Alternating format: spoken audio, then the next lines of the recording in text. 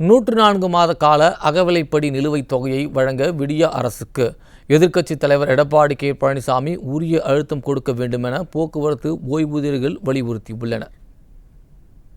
இது தொடர்பாக ஓய்வு பெற்ற போக்குவரத்து கழக ஊழியர்கள் சார்பாக விடுக்கப்பட்டுள்ள வேண்டுகோளில், போக்குவரத்து கழகத்தில் பணியாற்றி ஓய்வு பெற்ற 1,00,000 ஓய்வூதியர் குடும்பங்களுக்கு சேர வேண்டிய 104 மாத காலம் அகவிலைப்படி உயர்வினை தராமலும், ஆட்சிக்கு வந்த 100 நாளில் டிஏவை கொடுத்து விடுவேன் என தேர்தலின் போது அளித்த வாக்குறுதியை நிறைவேற்றாமலும் விடியா அரசு காலம் கடத்தி வருகிறது. இது தொடர்பான வழக்கில் மதுரை உயர்நீதிமன்ற கிளையில் ஓய்வு பெற்ற போக்குவரத்து ஊழியர்களுக்கு சாதகமாக தீர்ப்பு வழங்கப்பட்டுள்ளது. ஆனாலும் விடியா அரசு இதற்கு மேல்முறையீடு செய்து வரும் 2026ஆம் ஆண்டு வரை காலம் கடத்த திட்டமிட்டு வருகிறது. எனவே எதிர்க்கட்சித் தலைவர் எடப்பாடி கே பழனிசாமி இந்த விவகாரத்தில் விடியா அரசிற்கு கண்டனம் தெரிவித்து நிலுவைத் தொகையை பெற்றுத்தர நீதிமன்ற அவமதிப்பு வழக்கு, மக்களை ஒன்று திரட்டி போராட்டம் ஆகியவற்றை முன்னெடுக்க வேண்டும் என அதில் கோரப்பட்டுள்ளது.